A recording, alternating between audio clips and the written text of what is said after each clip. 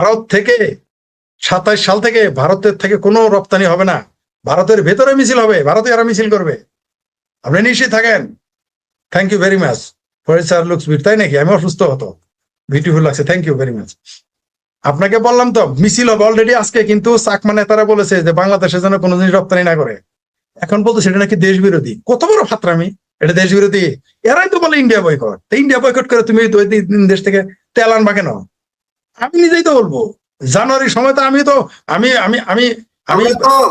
আমরা তো মিছিল করেই বলেছি ভারতীয় পণ্য বয়কট, ভারতের কোনো জিনিস এখনো আমরা বলি, কিন্তু আমাদের সরকার ঠিকই ভারতের পা চাটতেছে যে ওদের পণ্য নিয়ে আসতেছে। সোজা করে ফেলবো। ডিসেম্বরের মধ্যে ব্যারাকে যদি সেনাবাহিনী না ফিরে, এই সেনাবাহিনী মিশন, মসমসা মিশনের বাতা, ওটা কিন্তু বন্ধ হয়ে যাবে, নিশ্চিত থাকেন।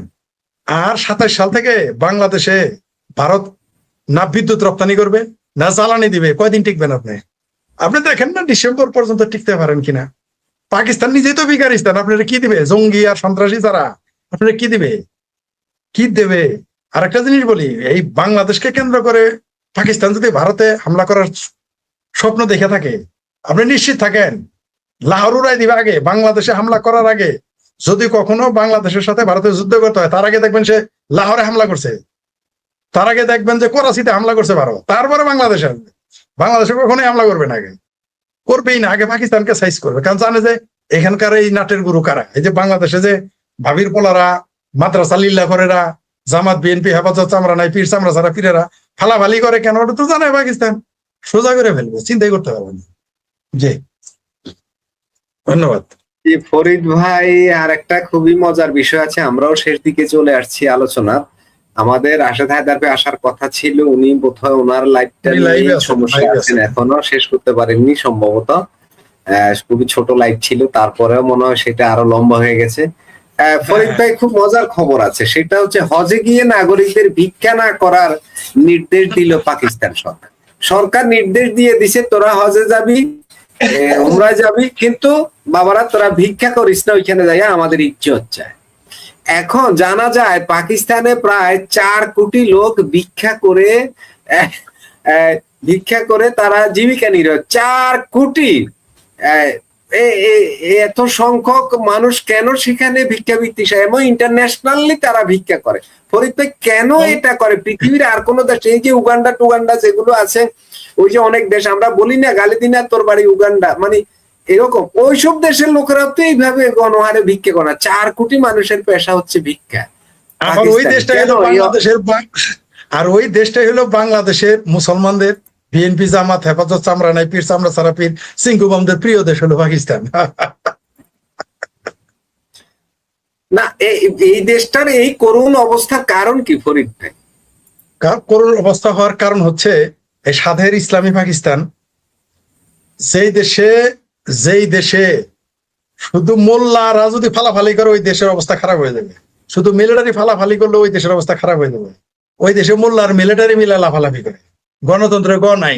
আজ পর্যন্ত পাকিস্তানের কোন সরকার 5 বছর টিকে নাই। সেনাবাহিনী প্রকাশ্য মাথাপরি করে, ওইখানে সেনা প্রধান নির্ণয় করে কে প্রেসিডেন্ট হবে, কে প্রধানমন্ত্রী হবে, কোন দল ক্ষমতায় আসবে, কোন দল ক্ষমতায় থাকবে না, কোন মৌলবি ওয়াজ করতে পারবে, কোন মৌলবি ওয়াজ করতে পারবে না, সেনাবাহিনী নির্ধারণ করে। তো সেই দেশটা কি হবে? সাদের ইসলামীবাদ, ইসলাম নাম ধুয়ে পানি খেলে যে বেকার স্থান হইতে হয়, এটা প্রমাণ। আর এই যে একজন কমেন্ট করলো, ভিক্ষা করে পাকিস্তান 4 বিলিয়ন রেমিটেন্স আনে, বিশ্বাস করতে পারেন? উনি ভুল, উনি ভুল, 44 বিলিয়ন, 4 বিলিয়ন না, 44 বিলিয়ন ইনকাম করে তারা। মানে যেই দেশের জাতীয় যেই দেশের ন্যাশনাল প্রফেশনাল বেগিং, সেই দেশ নিয়ে বাংলাদেশের বাঙ্গুরা ফালাফালি করে। মানে এদের খুব শখ হয়েছে পাকিস্তানের মতো ভিখারিস্তান হইতে। আর অলরেডি জামাতের নেতা তো ঘোষণাই করেছিল জাকাত আইনা খাওয়াবে ক্ষমতায় গেলে। তো এটাই হবে ভবিষ্যতে, বললামই তো, জানুয়ারি থেকে খেলা দেখতে পারবো। এই যে 2000 সালে আমাদের এই সেক্টরে আমাদের কর্মসংস্থান বাড়বে আগামীতে, এরকম মনে হচ্ছে আপনার?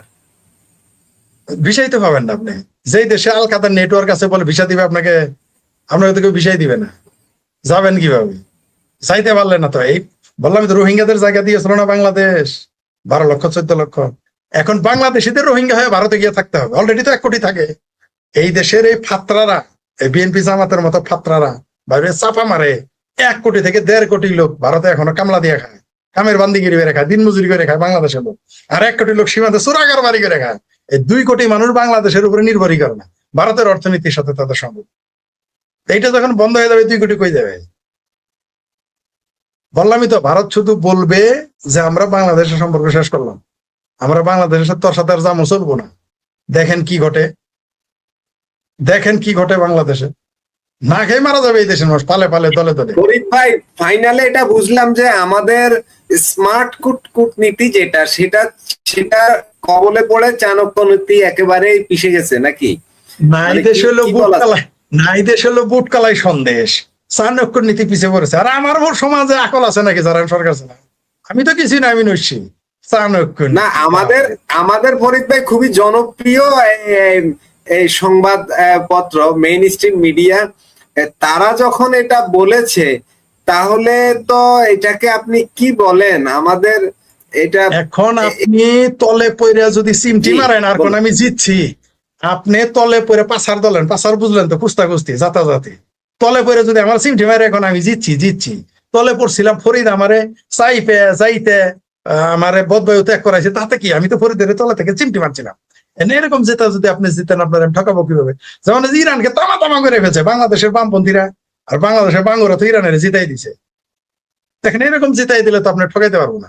তো ওই যে বললাম, বাংলাদেশের কমান্ডে খুব শনি আছে, কারণ নিরীহ হইলেও ভারতের একটা সীমা আছে ধৈর্যের। ভারতের চাণক্য নীতির সব বুঝে বাংলাদেশ সবাই মিলে। এরা বুঝতেছে না এখনো যে আওয়ামী লীগ আগস্ট মাসে সবচেয়ে জনপ্রিয় একটা দল, 2024 আগস্ট মাসে, আর এই 2026 আগস্ট মাসে বাংলাদেশের সবচেয়ে জনপ্রিয় দল এখন আওয়ামী লীগ। মাত্র 2 বছরে কাদের চাণক্য নীতিতে হয়েছে, আকল আছে। আর এই 4 মাসে বিএনপি চামড়া খুলে নিয়ে গেছে। ভারত এটাকে জানেই না, তারা অনেক কিছু আছে সমাজের ইশারা কাফি বুঝেন। এই মুহূর্তে সবচেয়ে অজনপ্রিয় দলটার নাম হচ্ছে বিএনপি, সবচেয়ে অজনপ্রিয় দল এই 4 মাসে। এটা কার কূটনীতি এটা জানে এরা? স্মার্ট কাটালার যে কোনো এত তাদের কূটনীতি, এত তাদের যোগ্যতা, গ্রহণযোগ্যতা। সেনাবাহিনী ব্যারাকের বাইরে কেন, এটা তো আমি বুঝি না। আবার ভারতের থেকে তেল আনতে হয়, বুঝতে পারবে। ডিসেম্বরটা শুধু পার হইতে দেন, কোথাকার পানি। এই যে ফরিদ ভাই, আমরা বিগত ওই যে আওয়ামী লীগের সময়, শেখ হাসিনা সরকারের সময় ভারত থেকে আমদানি হতো আমাদের 7.5 বা 8 বিলিয়ন ডলার। এখন সেটা আসে 14 বিলিয়ন ডলার, মানে ডাবল হয়ে গেছে। মানে আগে বলা হতো বাংলাদেশ ভারতের বাজার, এখন বাংলাদেশ তো ভারতের বাজার না, বাংলাদেশের তো এখন মানে ভারতের বাজারে সয়লাভ হয়ে গেছে আরো বেশি। এখন ভারত বিরোধিতা, মানে ওই যে বলছেন চাণক্য নীতি, ওদের বিরোধিতা করতে করতে, বর্জন করতে করতে সেটা দেখি বন্যা স্রোতের মতো আমাদের আরো তলিয়ে দিচ্ছে। আরো ঘটবে। ডিসেম্বরটা আসতে দেন, ডিসেম্বর আসতে আসতেই এই যে স্মার্ট কাটারলাদের, স্মার্ট কূটনীতি যাদের আছে, এদের দেখেন দৈন্যস থাকে কিনা আর কার্ডের ক থাকে কিনা, দেখতে পারবেন এদের পরিণতি কি হয়। 2027 সাল বাংলাদেশ অনেক কিছু ঘটবে, অনেক অনেক কিছু যা কেউ কল্পনাই করতে পারতেছে না। খোদা আওয়ামী লীগ কল্পনা করতে পারতেছে না বাংলাদেশে কি ঘটবে। বললাম তো আপনাকে, কালকে যদি শুধু জ্বালানি তেল দেওয়া বন্ধ করে দেয়, আর কারেন্ট আদানিকে যদি বলে, আদানি গ্রুপকে বলে তেল কারেন্ট আর দেওয়া যাবে না, আর জ্বালানি দিল না। আচ্ছা, আপনি কল্পনা করেন তো, সরকার আপনি সরকার, এখন তেল গ্যাস দিতেছে, তাই দেশ চলে না। 12 ঘন্টা বিদ্যুৎ থাকে না, 10 ঘন্টা থাকে না, 8 ঘন্টা থাকে না। তখন কি জ্যোৎস্নার আলোতে নাকি ওই যে মৌলবীদের পানি পরাতে ফু দিয়ে রাতের বেলা আলো জ্বালাবে? দেখবেন না খেলাটা, দেখতে পারবেন। ভারতের বদান্যতা, ভারতের উদারতা, ভারতের সহনশীলতা, ভারতের কূটনীতি, ভারতের সৌহার্দ্য, ভারতের বন্ধুত্ব, ভারতের এই সকল সৌজন্যতাকে তারা মনে করতেছে ভারতের দুর্বলতা। দেখতে পারবেন জানুয়ারিতে দেখতে পারবেন কোথাকার পানি কোথায় যায়, এরা বুঝতে পারবে। পাকিস্তান, বললামই তো, পাকিস্তানকে একটা গুলি করা ছাড়া, একটা bullet, without a bullet Pakistan became বেগারিস্তান। ভারত তো বানায় ফেলছে, এটাকে বলে চাণক্য নীতি। আর যেদিন ভারত চাণক্য নীতি চালাবে, তারেক রহমানের আকল আছে ওইটা বোঝা, জামাতের আকল আছে ওইটা বোঝা, আর ভাবির পোলাদের আকল নাই, বুঝতে পারবে এরা। আরে ভাই, আমি যে কথাটা বললাম, শুধু ভারত কালকে ঘোষণা করবে আমার এই কথাটা মেনে, যে আমরা বাংলাদেশে কোনো চাউল খাদ্যদ্রব্য রপ্তানি করবো না, মানে ঘোষণা দিতেও দেবো না, অমুক মাস থেকে বন্ধ করবে। দেখেন না বাংলাদেশে কি করে, আবার বললাম, আর কিছুই করার দরকার নাই তো ভারতে। এনাফ। এই সরকার 3 মাসের 90 ডেজের মধ্যে পড়ে যাবে এই সরকার। কেন যুদ্ধ করতে হবে? ভারতের কপাল ভালো যে এরকম একটা বেকুব সরকার ক্ষমতায় আছে বাংলাদেশে। আর এই বেকুব সরকার, এই মুসলেকা হবুচন্দ্র রাজার গবুচন্দ্র মন্ত্রীর সরকারের কপাল ভালো যে ভারতের মতো একটা নিরীহ প্রতিবেশী পাইছে, নইলে এতক্ষণ দেখতেন কি করে ফেলতেন। তবে ভাই নিরীহ নিরীহ যে বললেন, এই যে আমি যেটা বললাম একটু আগে, যে বাণিজ্য ওরা তো অলরেডি বাংলাদেশে ডাবল করে ফেলেছে। বাংলাদেশের বাণিজ্য আগে যেটা ছিল সেটা আরো কমে ছোট হয়ে গেছে। সব মিলিয়ে আমরা কি লাভবান হলাম? আমরা কোথায় আমাদের তো আরো বিশাল লস হয়ে গেছে। ভারতের তো এখন লাভ বেশি, কারণ আগে দিতে হয়েছে বাংলাদেশকে কম আর বেশি, সুবিধা দিতে হয়েছে, এখন কিছুই দিতে হয় না, এখন সে সুবিধা নিতেছে। কিন্তু কয়েকদিন পরে এটাও রাখবে না তারা, জাস্ট আমি বললাম তো, আপনি দেখতে পারবেন অনেক কিছু আছে, চাইলেও বলা যায় না, দেখতে পারবেন কি কি ঘটে। তো বাংলাদেশ যে এই মুসলেখা সরকার, এই হবুচন্দ্র রাজার গবুচন্দ্র মন্ত্রী রাজা শুরু করছে, আর তার ছেলাবেলারা, এই সরকারি দল বিরোধী দল, আওয়ামী লীগ ভার্সেস অল, মানে এরা এখন মনে করতেছে কি যে এরাও বোধহয় আওয়ামী লীগের কর্মী, যা ইচ্ছা তাই বলবো, যা ইচ্ছা তাই করবো, কিছু হবে না। কিন্তু আপনি ডিসেম্বর আসতে দেন, দেখতে পারবেন কি কি ঘটে। একে দিব্য চোখে না, তখন স্বচক্ষে দেখবেন কি কি ঘটে বাংলাদেশে। 27 সালে এই সরকার থাকতেছে না, এটা আপনি লিখে রাখেন, এই সরকার 27 সালে থাকবে না।